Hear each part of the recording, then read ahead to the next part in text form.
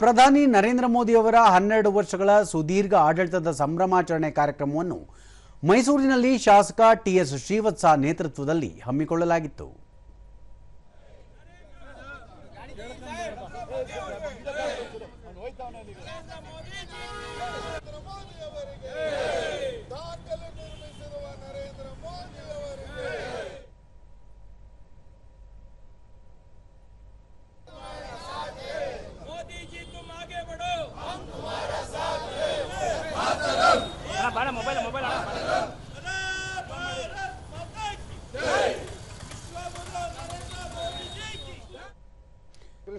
ಈ ವೇಳೆ ಮಾಧ್ಯಮಗಳೊಂದಿಗೆ ಟಿಎಸ್ ಶ್ರೀವತ್ಸ ಪ್ರಧಾನಿ ನರೇಂದ್ರ ಮೋದಿ ಅವರು ದೀರ್ಘಕಾಲ ಆಡಳಿತದ ಚುಕ್ಕಾಣಿ ಹಿಡಿಯುವ ಮೂಲಕ ದೇಶವನ್ನು ಪ್ರಗತಿಯತ್ತ ಕೊಂಡೊಯ್ಯುತ್ತಿದ್ದಾರೆ, ಜಾಗತಿಕ ಮಟ್ಟದಲ್ಲಿ ಪ್ರಶಂಸೆಗೆ ಪಾತ್ರರಾಗಿದ್ದಾರೆ ಎಂದು ಮೆಚ್ಚುಗೆ ವ್ಯಕ್ತಪಡಿಸಿದರು.